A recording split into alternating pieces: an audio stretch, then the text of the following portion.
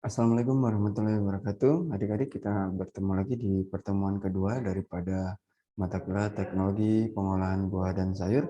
Hari ini kita akan membahas tentang sifat fisik dan biologi buah dan sayuran. Nah, sebelum belajar, mari kita berdoa terlebih dahulu ya. Ini menurut agama Islam. Yang lain silakan menyesuaikan sesuai dengan kepercayaan dan agama masing-masing. Buah-buahan ya, buah-buahan ini merupakan hasil daripada suatu tanaman ya, di mana masih bersifat hidup ya, karena hakikatnya buah adalah cadangan makanan bagi setiap tanaman. Nah, di dalam buah ini kita akan menjumpai namanya bakal benih ya, atau seed. Kemudian ada perikarp. Nah, ini bagian ini yang kita bisa konsumsi. Kemudian ada endokarp nih yang melindungi daripada si biji tersebut. Ini pada buah apel. Kemudian kalau untuk peach ya, di sini ada endokarpnya ya, kemudian ada seed di bagian dalamnya atau benih di dalamnya. Kemudian ada esokarp ya, atau skin kulitnya. Kemudian ada mesokarp, ya ini yang bisa kita nikmati ya. Kemudian untuk jeruk ini ada epikarp ya, atau kulitnya. Kemudian ada lapisan mesokarp yang biasa berwarna putih yang kalian ketika mengupas jeruk. Kemudian ada bagian juice vesicle ya. Ini adalah bagian yang menghasilkan rasa jeruk dan warna jeruk atau cairan daripada jeruk itu sendiri. Kemudian ada bakal tanaman baru atau seed di sini atau biji daripada jeruk. Buah ya, buah adalah produk yang tumbuh dari tanaman yang berbunga. Fungsi buah adalah sebagai tempat penyimpanan cadangan makanan dan sebagai wadah biji. Jadi ini untuk cadangan makanan suatu tanaman dalam bentuk buah dan dia juga melindungi daripada benih tanaman tersebut. Buah memiliki kadar air tinggi dan menawarkan bermacam-macam rasa, aroma, warna, dan tekstur. Contohnya adalah ketika kalian memakan buah apel dan buah jeruk, maka kalian akan mendapati rasa yang berbeda. Nah, ini kalau jeruk akan lebih cenderung asam, kemudian warnanya agak orange. Apel biasanya juga kalian dapati rasa asam tetapi warnanya bening ya, atau putih. Biasanya buah rendah kalori kecuali alpukat dan adalah sumber serat dan vitamin yang sangat baik untuk tubuh kita. Ya, maka ketika kalian mau hidup sehat ya mohon untuk mengkonsumsi daripada buah-buahan dalam jumlah yang cukup besar. Kemudian keberadaan selulosa, pektin, dan beberapa asam organik memperlancar dalam proses BAB ya. Maka kalau ada yang di antara kalian kesulitan mengalami buang air besar atau BAB, maka kalian cukup mencari buah-buahan. Contohnya adalah pepaya ya, ataupun mangga ya, boleh untuk memperlancar BAB. Kandungan gizi buah ya, buah segar mengandung 75-90% air ya, menyegarkan badan. Nah, ini yang kita akan alami ya ketika kita mengkonsumsi buah-buahan.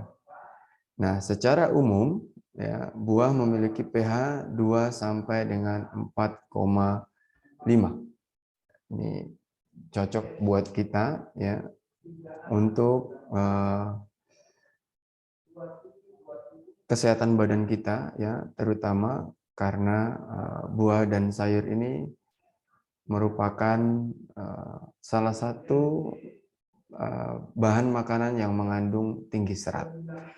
Asam di dalam buah, asam sitrat, asam malat, dan asam tartat. Ini yang paling banyak kita temui di dalam buah apabila kita ingin mengetahui kandungan asam di dalam buah tersebut. Karbohidrat buah. Buah memiliki karbohidrat terutama serat ya yang tinggi dengan rentang berkisar antara 2 sampai 40% tergantung jenis dan kematangannya.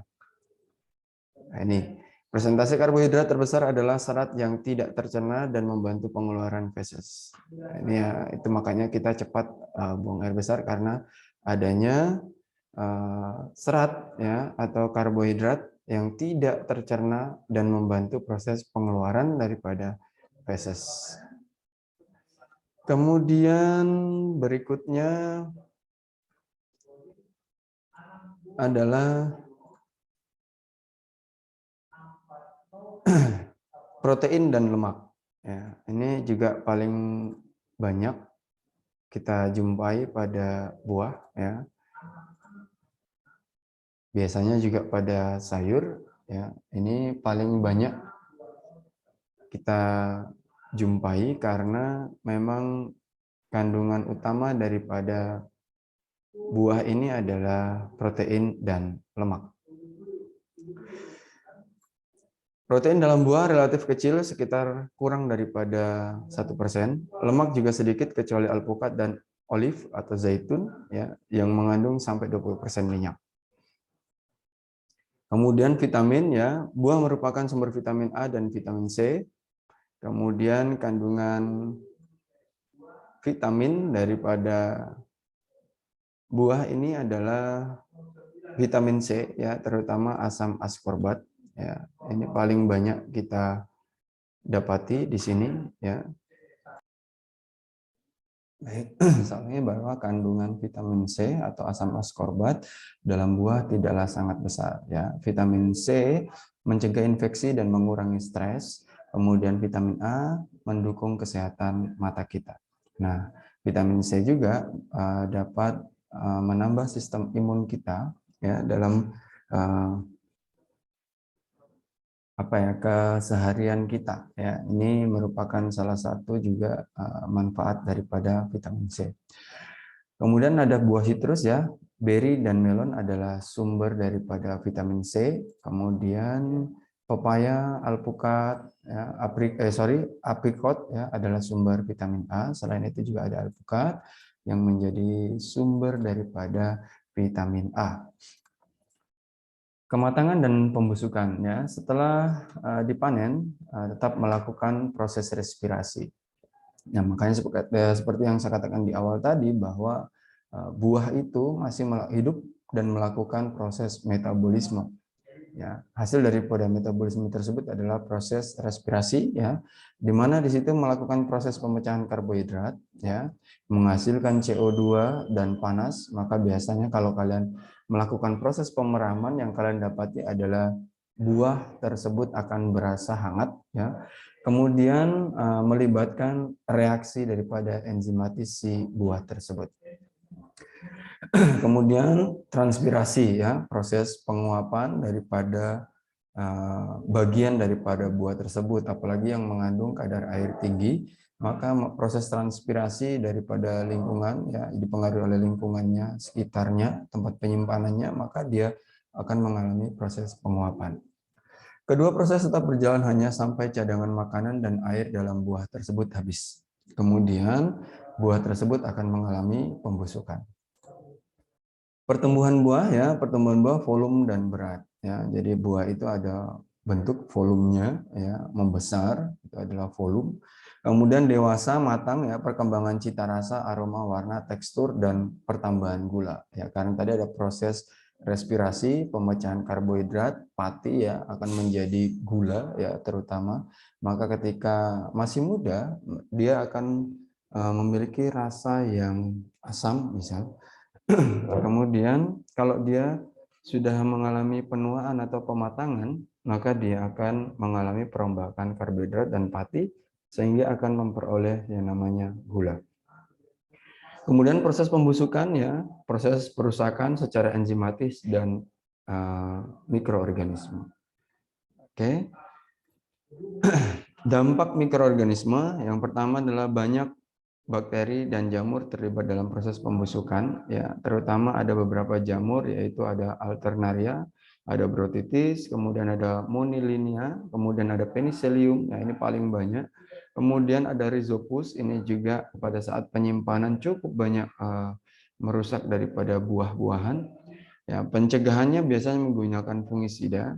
Kemudian kalau secara fisik maka bisa menggunakan blanching dan penyimpanan dingin, juga dapat menghambat proses pembusukan. Jadi dia diletakkan pada suhu rendah biasanya, ya.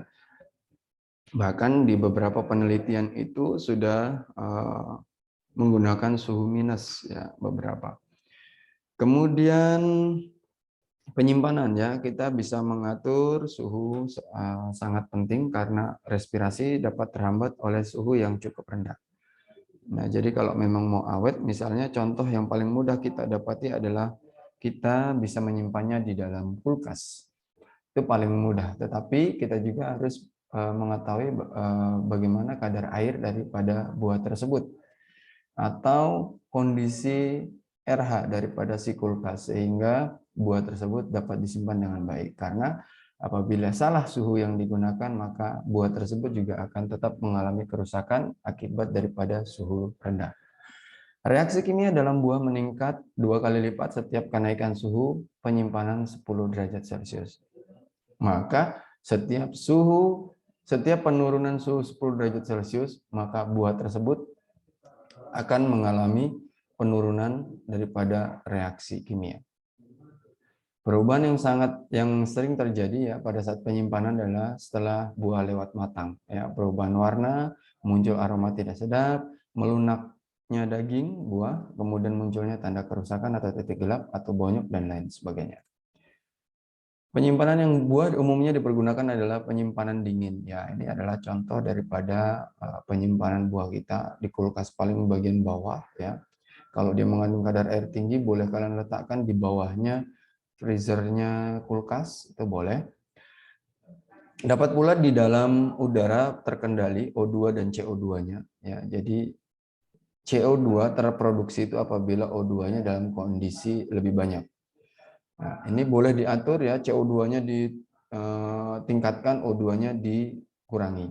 Ya, diatur. Ada juga yang penggantian udara lembab dengan nitrogen. Ini juga boleh. Ya, ada gas nitrogen sebagai gas penyimpanan daripada biasanya digunakan pada benih juga ada. Pada buah-buahan saat ini juga sudah mulai trending ya penyimpanan menggunakan nitrogen. Kemudian atur ruang dengan kombinasi tekanan udara rendah dan suhu yang rendah. Tekanan udaranya yang rendah, kemudian suhunya juga rendah. Biasanya suhunya rendah, udaranya tetap normal. Nah, tetapi sekarang akan dicoba, sudah mulai banyak yang mencoba ya, bukan lagi dicoba, bahwa udaranya rendah dan suhunya juga diperendah. Pengemasan buah biasanya dengan plastik ya. Plastik yang digunakan ini bermacam-macam. Mulai dari plastik PE hingga plastik HDPE ya. Kemudian lebih modern lagi biasanya dikemas menggunakan MAP ya atau modified atmosphere packaging ya. Plastik disesuaikan dengan kebutuhannya, mengizinkan jenis gas tertentu masuk tetapi tidak mengizinkan gas yang lain. Nah, ini biasanya menggunakan MAP atau disebut dengan modified atmosphere packaging. Memilih buah ya, buah segar, asli penampilan dan warnanya, teksturnya segar. Kemudian masih utuh, tidak boleh berlubang bekas ulat ya. Tidak boleh sobek, luka memar, bercak busuk, berlendir, warnanya pudar. Ya. Pilih yang hampir matang, jangan pilih yang sudah matang ya atau sudah kelewat matang kecuali hendak langsung dikonsumsi. Kemudian jangan memilih buah yang ditumpuk pada udara yang panas. Nah, kenapa? Karena ketika ditumpuk dengan udara panas, buah tersebut juga sudah mengalami kerusakan.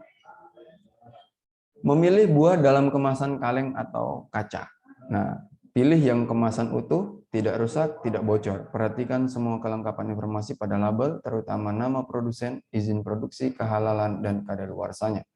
Kemudian segera habiskan setelah dibuka. Oke, mungkin cukup pertemuan kedua kita ini mengulas tentang buah. Nanti kita sambung lagi pada pertemuan ketiga tentang sayuran. Saya akhiri, billahi taufiq wal hidayah. Assalamualaikum warahmatullahi wabarakatuh. Apabila ada pertanyaan, silakan disampaikan di link komentar pada akun YouTube yang akan saya gunakan untuk mengupload daripada materi ini. Terima kasih. Sampai ketemu di pertemuan ketiga.